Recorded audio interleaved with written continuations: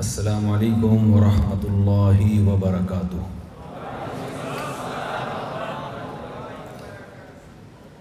اتنی خوش قسم کی علمی مجلس ہے، 15 سے 20 منٹ تو ایسی تقریر انسان خوش دلی کے ساتھ سن لیتا ہے، اس کے بعد پھر مجھے نظر آ رہا ہے آپ کے چہروں پہ بوریت کے آثار، تھکے تھکے چہرے،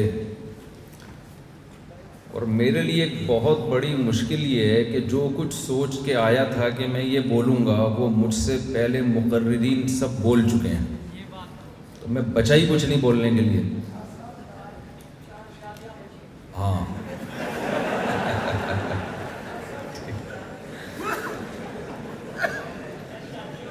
یہ جو ابھی فرما رہے تھے ڈاکٹر اسرار رحمہ اللہ تعالیٰ کے بیٹے، میرے تعارف کے وقت کے مفتی صاحب کی بڑی قربانی ہے کہ تشریف لائے ہیں، یہ واقعی بہت بڑی قربانی ہے۔ 4 سے اجازت لے کے آیا ہوں۔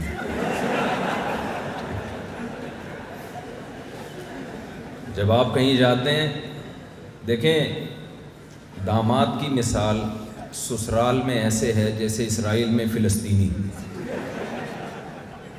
میں جب سفر کے لیے جاتا ہوں تو 4 جگہ سے مجھے پرمیشن لینی پڑتی ہے کہ جانا ہے جانا ہے جانا ہے جانا ہے، چاروں طرف سے۔ پھر میری انکوائری ہوتی ہے کہ اکیلا جا رہا ہے یا کسی کو لے کے جا رہا ہے۔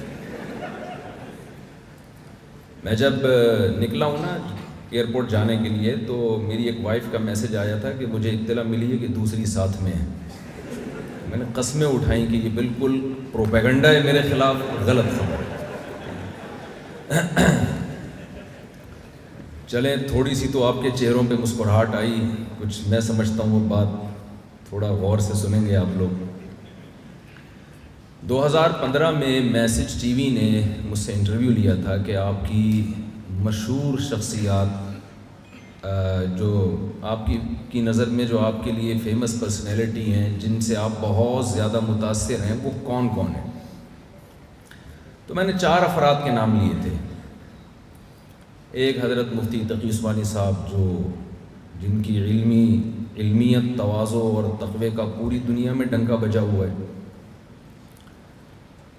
واعظ و نصیحت کے اعتبار سے ایک بہترین واعظ، جنہوں نے لوگوں کی زندگیاں پلٹیں اپنے واعظ و نصیحت سے، ان میں حضرت مولانا طارق جمیل صاحب کا نام آتا ہے۔ غیر مسلموں میں جتنے مضبوط طریقے سے کام کیا اور دھڑا دھڑ غیر مسلموں کو اسلام میں داخل کیا، ان کی کتابوں کے ریفرنسز اس طرح سے یاد کرنا، قرآن کی آیتوں کے حوالے یاد کرنا، اس میں اللہ تعالیٰ نے ڈاکٹر ذاکر نائک کو بہت بڑی فضیلت دی ہے۔ چوتھی شخصیت قرآن کے حوالے سے، قرآن سے لوگوں کو آگاہ کرنا، قرآن کے وہ مضامین جن پہ بات چیت ہم نے چھوڑ دی تھی۔ ہمارے ہاں تو ہر شخص قرآن سے اپنے مطلب کی چیز نکال رہا ہوتا ہے، تو قرآن کے عمومی مضامین جس کو قرآن نے بہت زیادہ فوکس کیا ہے، ان مضامین کو ہائی لائٹ کرنا، اجاگر کرنا، پبلک کے سامنے لانا، اور اس انداز سے لانا جو پبلک چاہتی ہے۔ اس میں میرا خیال ہے، یہ میری ایک اجتہادی رائے ہے، کوئی اختلاف کر سکتا ہے اس سے، میرا خیال ہے کہ اللہ نے اس میں ڈاکٹر اسرار رحمہ اللہ تعالیٰ کا کوئی ثانی بر صغیر میں پیدا نہیں کیا۔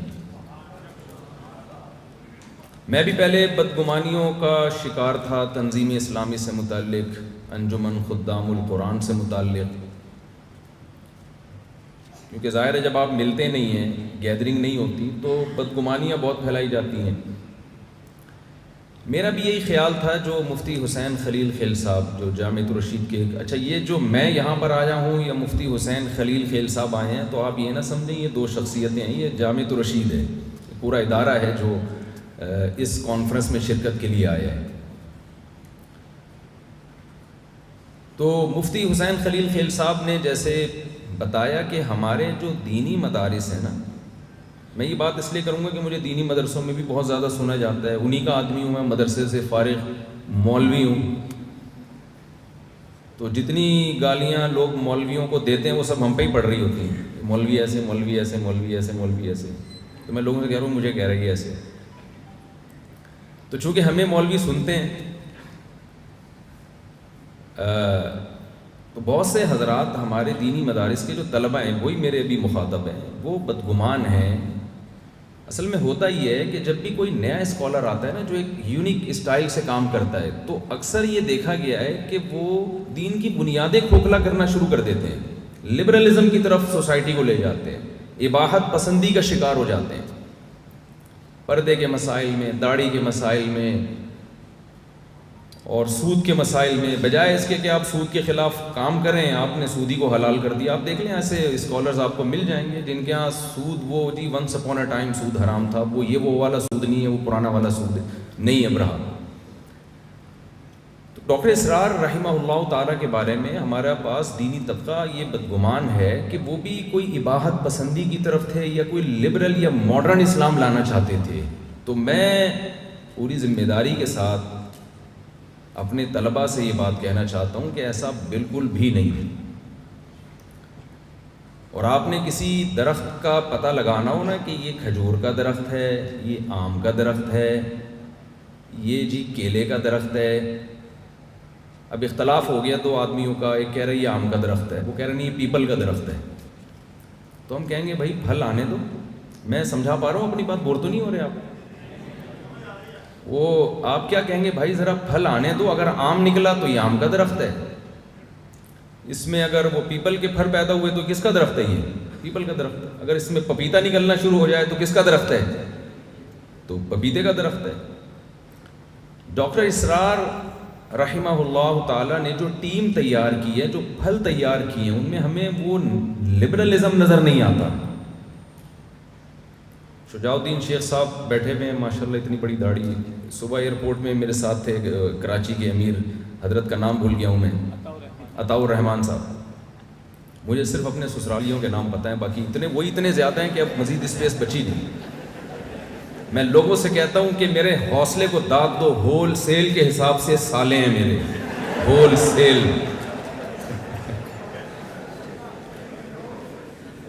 تو ایک آدھ سالہ ٹینشن کے لیے کافی ہوتا ہے کہ نہیں ہوتا؟ میرے ہول سیل کے حساب سے سالے ہیں۔ تو آپ پھر بھی دیکھو میں لاہور آ گیا۔ تو حضرت سے بات ہو رہی تھی تو ماشاءاللہ ان کی ایکٹیویٹیز دیکھی ہم نے، داڑھی دیکھیں ماشاءاللہ۔ آج کل تو نئے دیکھیں، میں کوئی جو داڑھی جس کی نہیں ہے اس کو برا نہیں کہہ رہا میں، لیکن آپ داڑھی کا ہی انکار کرنا شروع کر دیں، ماڈرن اسلام ایسا ایک تصور پیش کریں، پردے کا ہی انکار کرنا شروع کر دیں، یا پردے کے احکام میں اتنی تبدیلیاں کہ وہ پردہ اور ہونا نہ ہونا برابر ہو گیا۔ تو علماء نے چونکہ دیکھا کہ جو بھی کوئی نئے اسکالرز آتے ہیں ایک الگ اسٹائل سے کام کرتے ہیں، تو پھر وہ لبرلزم کی طرف اور اہل مغرب کو خوش کرنے کی کوشش میں لگ جاتے ہیں۔ یہاں ان کی تقریریں کچھ اور ہوتی ہیں، وہاں جا کے کچھ اور۔ کسی نے جہاد کا انکار کر دیا۔ ڈاکٹر اسرار احمد رحمہ اللہ تعالی، ان کا پھل جب آپ دیکھیں گے، جو افراد تیار کیے ہیں تنظیم اسلامی نے یا انجمن خدام الاسلام نے، خواتین میں جس طرح سے پردے کو پروموٹ کیا ہے، میں تو ان سے کہہ رہا تھا کہ میں نے جب یہاں پردہ دیکھا، میں شجاع الدین شیخ صاحب کے یہاں وہاں گیا کراچی میں، تو میں نے کہا بھائی تھوڑا ہلکا ہاتھ رکھیں، تھوڑا سا ماڈرن خواتین کے لیے بھی کوئی اسپیس رکھیں، کہ یعنی ماشاءاللہ بہترین ماحول نظر آیا۔ تو یہ میرا میسیج ہے دینی مدارس کے طلبہ کے لیے۔ ہمارے طلبہ کو یہ بھی اشکال ہوتا ہے کہ شاید کوئی نیا فقہی مذہب نکال رہے ہیں، کوئی پانچواں یا چھٹا، کیونکہ یہ بھی ایک نئے جو اسکالرز آتے ہیں نا، لیبل یہ لگاتے ہیں کہ ہم فرقہ واریت کو ختم کر رہے ہیں، لیکن در حقیقت وہ ایک نیا فرقہ پیدا کر رہے ہوتے ہیں۔ یہ ایک بڑا مسئلہ ہے کہ جب بھی کوئی نیا آ رہا ہے نا، کوئی ایک نیا فرقہ ایجاد ہوا تھا 1980 میں نام نہیں لوں گا تاکہ ہمارا یہ ٹاپک، یہ جو ہماری مجلس ہے، یہ کسی کوئی اختلاف اور اس کی طرف نہ جائے۔ تو آئے اور کہنے لگے کہ یہ اتنے سارے فرقے بنے ہوئے ہیں، کیا دیوبندی، بریلوی، اہل حدیث، حنفی، شافعی، مالکی، سب ختم کرو یار، ایک آ جاؤ قرآن حدیث۔ ہم نے بٹھایا ان کو، چائے وائے پلائی، تو ہم نے کہا یہ جو آپ نئی چیز مارکیٹ میں لائے ہو تو اس کا نام کیا؟ انہوں نے نام بھی بتا دیا۔ میں نے کہا یہ تو 4 5 6 تو 7واں بھی ہو گیا، تو ختم تو نہیں ہوا نا، یہ کیا ہو گیا؟ تو ساتواں آپ نے پیدا کر لیا، اس سے ختم تھوڑی ہوگا. ختم اس طرح سے ہوگا جو یہ مجلس ہے اس میں ہر مکتبہ فکر کے لوگ ہیں اور اسلام کی بنیاد پہ سب کیا ہو جائیں، متفق ہو جائیں. اس طرح سے تو چیزیں ختم ہوں گی. میں دینی مدرسوں سے تعلق رکھتا ہوں، میں یہاں پر آیا ہوں، میں آپ کو پروموٹ کروں. میں نے شجاع الدین شیخ صاحب کا انٹرویو اپنے چینل سے صرف اس لیے نشر کیا تھا پوری ذمہ داری کے ساتھ تاکہ نوجوان ان کے ہاتھ پہ بیعت ہوں. مجھے پتا تھا جو کام یہ کر رہے ہیں شاید اس اسٹائل میں نہیں کر سکتا وہ کام. اسی وجہ سے میں نے ان کا وہ دعوت نامہ اور ان کا بیعت نامہ وہ بھی شائع کیا. ہم ایک دوسرے کے معاون اور مددگار بنیں، نہ کہ ہم ایک دوسرے کی ٹانگیں کھینچنا شروع کر دیں. لیکن ہم اتنے براڈ مائنڈڈ بھی نہ ہو جائیں کہ سب کچھ ہی ہضم ہو. کچھ اسلام کی کچھ بیسکس ہیں، ان پہ ہم نے کسی قیمت پہ کمپرومائز نہیں کرنا. وہ بیسکس کیا ہیں؟ میں اس کی ڈیٹیل میں جاؤں گا، بات لمبی ہو جائے گی. وہ بیسکس یہ ہیں کہ جب ہم کسی غیر مسلم کو مسلمان کرتے ہیں تو کون سے عقائد اس کی زبان سے کہلواتے ہیں؟ اس میں کیا وحدت الوجود آتا ہے؟ بھائی ایک ہندو آیا کسی مولوی صاحب کے ہاتھ پہ مسلمان ہونے کے لیے، میرے پاس آیا فرض کریں، میں اس سے کیا کہلواؤں گا؟ بھائی سب سے پہلے میں کہلواؤں گا، کہو بھائی میں گواہی دیتا ہوں اللہ کے سوا کوئی عبادت کے لائق نہیں ہے، میں گواہی دیتا ہوں محمد صلی اللہ علیہ وسلم اللہ کے بندے اور رسول ہیں، اور جو ضرورات دین ہیں، جنت، جہنم، فرشتے، جنات، ختم نبوت، تقدیر کا عقیدہ، یہ چند باتیں جب ہم اس کی زبان سے اگلوا لیتے ہیں تو ہم یہ سمجھتے ہیں کہ یہ اسلام میں داخل کمپلیٹ کر لیں، سینٹنس آپ ہو چکا ہے. تو اتنی چیزوں سے ہم کیوں اسلام میں داخل نہیں ہو رہے؟ ہمیں اس سے آگے جانے کی کیا ضرورت ہے؟ نہیں ہے میرا خیال سے تو ہمارے لیے بھی اتنا کافی ہے نا. جو غیر مسلم دوسری انتہا پہ تھا اس کو اس طرف لانے کے لیے تو چند عقیدے ہیں، اور جو اندر پہلے سے موجود ہے اس کو باقی رکھنے کے لیے اس پر اتنا برڈن ڈالا ہوا ہے کہ اس کو اس پر بھی ایمان لانا ہے، اس پر بھی ایمان لانا ہے. ایک صاحب مجھے کہہ رہے ہیں پنجاب میں نا حیات النبی ممات النبی کے بڑے پھڈے چلتے ہیں. ایک صاحب مجھ سے الجھ پڑے بہت زیادہ. میں نے کہا بھائی مجھے اس بحث میں نہ الجھاؤ یار، ہم سیدھے سیدھے ابھی شادیوں وادیوں کے کام باتیں کر رہے ہیں، لوگوں کو اس پہ لا رہے ہیں زنا سے، تم کیا حیات النبی ممات النبی میں الجھا دیا تم نے مجھے. کہنے لگے یہ بہت ضروری عقیدہ ہے، قبر میں اس کے بارے میں سوال ہوگا. میں نے کہا مجھے بتاؤ تمہاری بیوی کو کیا ہے پتہ ہے حیات النبی اور ممات النبی کا؟ کہہ رہے وہ بیچاری کو کیا پتا. تو میں نے کہا وہ مسلمان ہے یا نہیں ہے؟ کہ ہاں ہے، تبھی تو میرا نکاح باقی ہے. تو میں نے کہا پھر مجھے بھی نہیں پتا، مجھے بھی مسلمان سمجھ لو بھائی، مجھے بھی نہیں پتا. کچھ پھڈے جو ہے نا وہ مذہبی اسکالرس کے لیے رکھیں لڑنے کے لیے، ان کو لڑنے دیں، آپ نہ لڑیں. قبر میں مردے سنتے ہیں نہیں سنتے ہی بڑا پھڈا چلتا ہے. کل ایک صاحب آئے اور وہی بات کی کہ قبر میں مردے سنتے ہیں. میں نے کہا یار یہ مذہبی اسکالرز یا علماء کے لیے رکھو یہ مسئلہ. میں نے کہا اگر سنتے بھی ہیں تو آپ نے کیا رپورٹ پیش کرنی ہے ابا کی قبر پہ جا کے کہ یہ ہو رہا ہے یہ نہیں ہو رہا؟ کیا کرنا ہے آپ نے سننے نہ سننے سے؟ بھائی اگر سنتے ہیں فرض کر لو تو کیا کرنا کیا ہے آپ نے؟ وہاں جا کے آپ رپورٹ پیش کریں گے ابا بہو یہ کر رہی ہے آپ کی، اور اماں نے دوسری شادی کر لی مفتی صاحب کا بیان سن کے.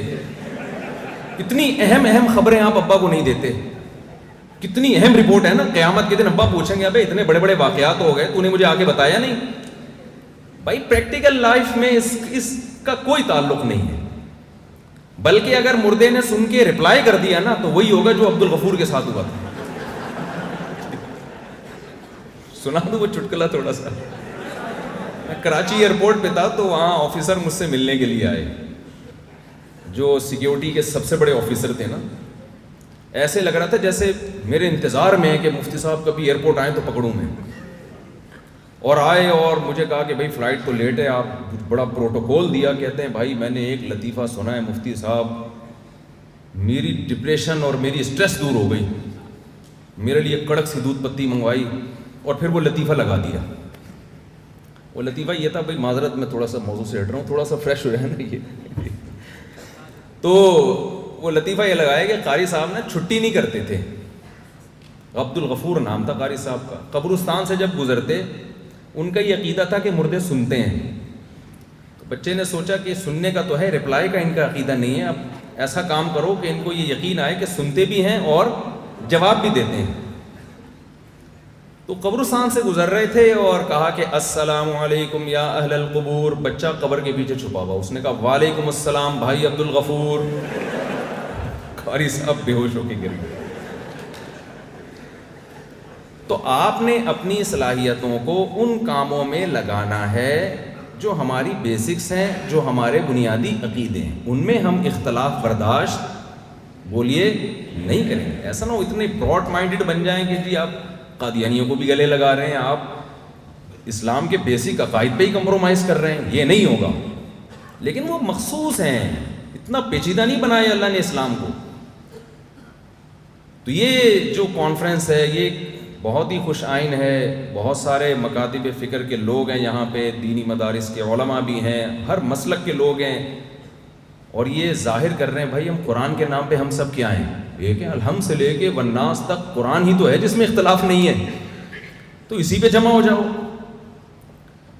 تو ڈاکٹر اسرار رحمہ اللہ تعالیٰ کو جو اللہ نے فضیلت دی چند چیزوں میں، جو قرآن کے دروس ان کے اتنے زیادہ مقبول ہوئے، نمبر 1، انہوں نے قرآن کی دعوت کو عام کرنے کے لیے اس دور میں جدید ترین ذرائع کا بھرپور استعمال کیا۔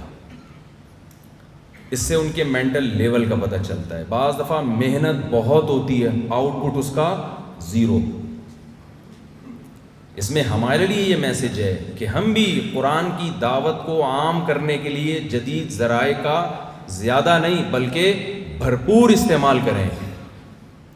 بھائی محمد احمد صاحب جو مجھے ایئرپورٹ پہ لینے کے لیے گئے، میں نے ان سے کہا کہ آپ ڈاکٹر اسرار صاحب کے جو سوشل میڈیا پہ یوٹیوب کے چینل ہے یا فیس بک، اس پہ بہت زیادہ محنت کی ضرورت ہے۔ بہت سارے ایسے طریقے ہیں سبسکرائبر کو بڑھانے کے لیے، ویڈیو کو زیادہ سے زیادہ وائرل کرنے کے بہت سارے طریقے ہیں۔ شارٹ کلپ بنائیں، پوری ٹیم اس کے لیے ہونی چاہیے جس کا صبح و شام کام ہی یہی ہو۔ آپ اس دور میں تبلیغ کے لیے اگر گدھے پہ بیٹھ کے جائیں اور دلیل یہ دیں کہ ہمارے نبی صلی اللہ علیہ وسلم اونٹ پہ یا گدھے یا گھوڑے پہ بیٹھ کے تبلیغ کے لیے تشریف لے گئے تھے، تو کیا یہ دلیل صحیح بنے گی؟ ظاہر ہے اس دور کا ایک جدید ذریعہ گھوڑا تھا، اونٹ تھا۔ آج کا جدید ذریعہ الیکٹرانک میڈیا ہے۔ آپ اپنی بات امریکہ پہنچانا چاہتے ہیں، آپ ایک کلپ بنا کے ڈال دیں، فوراً پہنچ جائے گی۔ اور اگر آپ گدھے پہ بیٹھ کے جا رہے ہو، محنت بہت زیادہ ہوگی، آؤٹ پٹ اس کا 0 ہوگا۔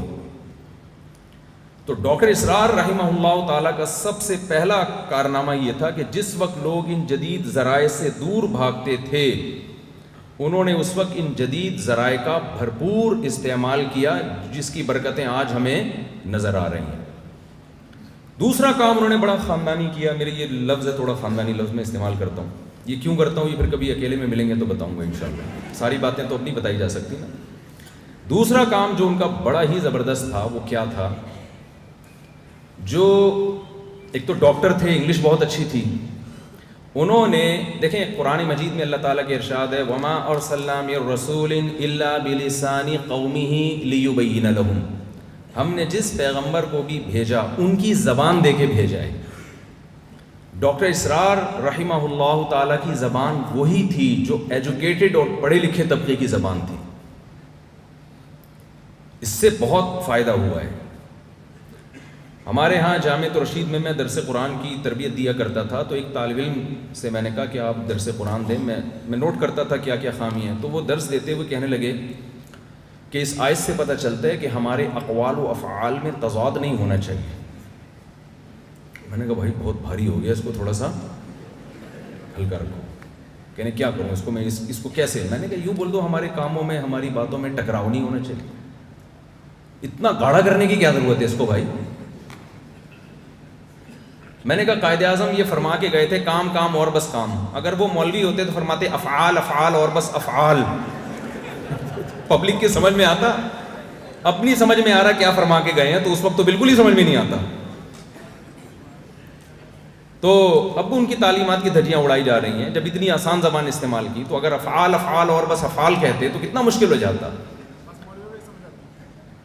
تو جو ایلیٹ طبقہ ہے اس کی جو زبان تھی، ان کا جو مینٹل لیول تھا، اس پہ آ کے انہوں نے بات کی ہے، جس سے جو ایلیٹ طبقہ ہے، وہ طبقہ جس کے ہاتھ میں قوم کی نبض ہے اس پر انہوں نے محنت کی ہے. ایک پڑھے لکھے طبقے کو دین کی طرف لے کر آئے ہیں. موسیٰ علیہ السلام کو اللہ تعالیٰ نے ڈائریکٹ فرعون کی طرف بھیجا, عام لوگوں کی طرف نہیں بھیجا, کیونکہ وہ طبقہ جس کے ہاتھ میں قوم کی نبض ہوتی ہے وہ ٹھیک ہو جائے تو نیچے کا طبقہ آٹومیٹیکلی ٹھیک ہو جاتا ہے. الناس علی دین ملوکہم. جلدی سے بات کو سمیٹ کے میں ختم کر رہا ہوں. یہ ایک ان کی بڑی خوبی تھی. تیسری خوبی ان کی جو دروس میں آپ کو نظر آئے گی ان کے درس قرآن میں, ان مسائل کو ہائی لائٹ کیا جو سوسائٹی کی ضرورت ہے. بارات کا مسئلے پہ عام طور پہ ہم نے نہیں دیکھا کوئی بولتا. جو لڑکیاں بوجھ بن گئی ہماری سوسائٹی پہ, 6 بیٹیاں ہیں, جہیز الگ اور ہر ایک کی بارات کا کھانا وہ الگ. انہوں نے لوگوں کو بتایا کہ بارات کا اسلام میں کوئی کانسیپٹ نہیں ہے. یہ ایسی سوسائٹی میں بات کرنا جہاں ہر جگہ بارات کا کھانا کھلایا جاتا ہو, یہ بہت مشکل کام ہے. اس کو ایکسیپٹ کرنا ذہنی طور پہ بہت مشکل ہے. جہیز کے خلاف جس بھرپور انداز سے نہ صرف آواز اٹھائی بلکہ عمل کر کے دکھایا,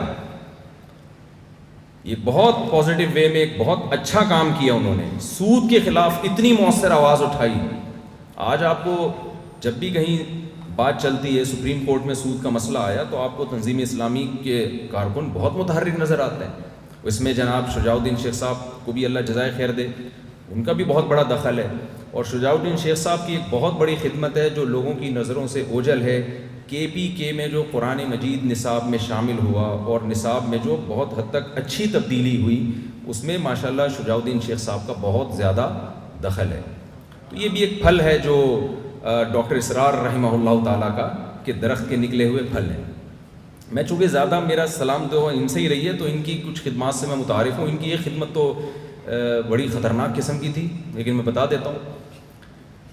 بہت سارے لوگ میرا بیان نہیں سنتے تھے, ہمارے محلے کے تھے, سنتے نہیں تھے. میں نے کہا آپ کبھی جمعے میں نظر نہیں آئے. انہوں نے کہا شجاع الدین شیخ صاحب کا بیان آپ سے اچھا ہوتا ہے, ہم وہاں سننے جاتے ہیں. سمجھ رہے ہیں؟ تو وہاں سننے جاتے ہیں. تو اب کرنا کیا ہے دیکھیں, یہ اور بھی کچھ اس جو ڈاکٹر اسرار رحمہ اللہ تعالیٰ کے درس کی کچھ خوبیاں ہیں. اور ایک چوتھی خوبی کہ انہوں نے صرف درس دینے پر اکتفا نہیں کیا. اگر وہ صرف درس قرآن دیتے, باقاعدہ انجمن خدام الاسلام کے نام سے تنظیم بنا کے پورا جال نہ بچھاتے دروس کا, تو ڈاکٹر اسرار رحمہ اللہ کے دنیا سے جاتے ہی وہ دروس کا سلسلہ ختم. تو یہ درخت نہ ہوتا جو وہ لگا کے جاتے. انہوں نے پورا ایک نیٹ ورک بچھایا, اور اتنا مؤثر نیٹ ورک.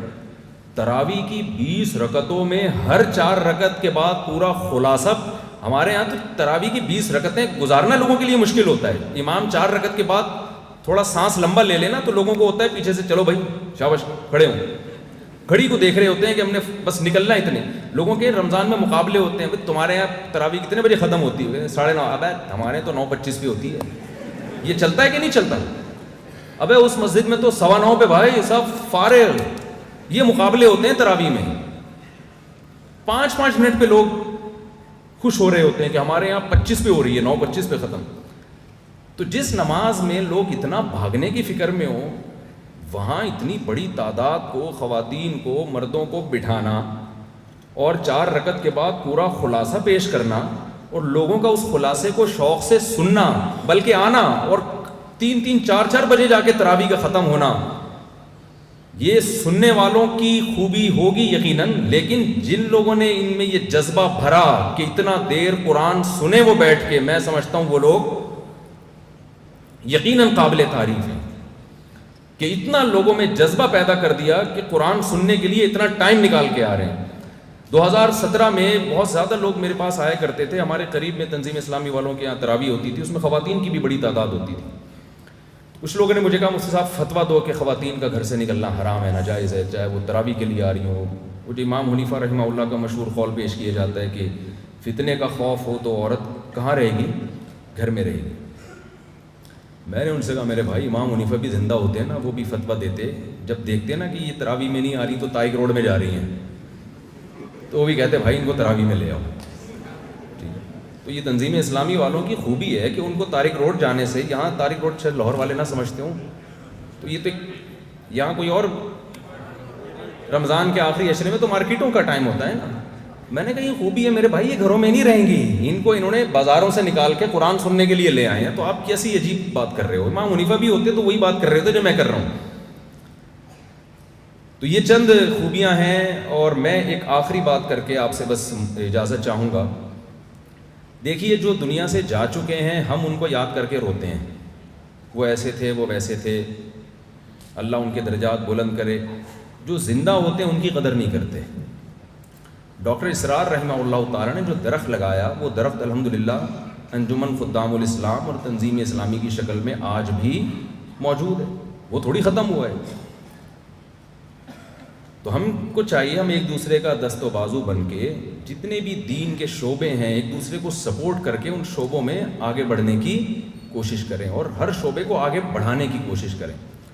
جو لبرل لوگ ہیں، جو سیکولر قوتیں ہیں، جو ملحد لوگ ہیں، ان کا کوئی فرقہ نہیں ہے، وہ سب متحد ہیں خدا کے انکار پر، بے پردگی، زنا، ہومو سیکسولیٹی، ان چیزوں کو پروموٹ کرنے میں وہ سب متفق ہیں۔ اس میں ان کا نہ کوئی دیوبندی ہے، نہ بریلوی ہے، نہ اہل حدیث ہے، نہ حنفی، نہ شافعی، وہ سب مل کے محنت کرتے ہیں۔ اور ہماری جب مسئلہ آتا ہے زنا کے خلاف آواز اٹھانے پر، تو یہ چونکہ دیوبندی ہے تو میں چونکہ گرین چینل والا ہوں میں نہیں جا رہا، میں یہ گرین والا ہے تو میں چونکہ وائٹ چینل والا ہوں میں نہیں جا رہا، یہ تنظیم اسلامی کا ہے میں چونکہ جماعت اسلامی کا ہوں تو میں، مجھے ایک صاحب نے پوچھا کہ ایک لڑکی کا رشتہ ہے، میری لڑکی جماعت اسلامی کی ہے تو کر لوں؟ میں نے کہا جماعت غیر اسلامی والے سے کر لو آپ، اسلامی ٹھیک نہیں ہے، غیر اسلامی سے کریں۔ تو اگر ہم پازیٹیو وے میں اس طرح اسلام کی بیسک اور یہ وحدت الوجود اور یہ اس طرح کی چیزوں کو ہمیں ہائی لائٹ کرنے کی ضرورت ہی نہیں ہے، اٹھانے کی ضرورت ہی نہیں ہے۔ تلک امۃ قد خلت لہا ما کسبت ولکم ما کسبتم، اس کو ایکسپلین کرنے کی ضرورت ہی نہیں، ہمارے تو بیسک عقائد ہیں، ہم نے اسی کو لے کے چل رہا ہے۔ تو میں آخری گزارش کے حساب سے یہ کروں گا کہ جو جا چکے اللہ ان کی مغفرت فرمائے، اب آپ نے قدر کرنی ہے جو موجود ہیں۔ انجمن خدام القرآن کے ڈاکٹر عارف رشید صاحب اور تنظیم اسلامی کے جناب شیخ شجاع الدین صاحب اور بھی جو بھی جماعت کے ذمہ داران لوگ ہیں، جو نوجوان طبقہ ہے، ان کے ساتھ جڑیں، ان سے قرآن سیکھیں۔ یہاں الحمدللہ عربی گرامر سکھانے کا بھی ایک سیٹ اپ ہے، مجھے پتہ چلا، عربی سیکھیں، قرآن پڑھیں، آگے پھیلائیں۔ دیکھیں اگر آپ کسی اچھے ویژن کا حصہ نہیں بنے تو شیطان کے ویژن کا حصہ بن جاؤ گے۔ ان دنیا میں فارغ کوئی بھی نہیں، اگر اچھے کام میں نہیں لگایا تو آپ خود بخود برے کام میں لگ جائیں گے۔ اللہ تعالیٰ سمجھنے کی، عمل کی توفیق عطا فرمائے۔ وما علینا الا البلاغ۔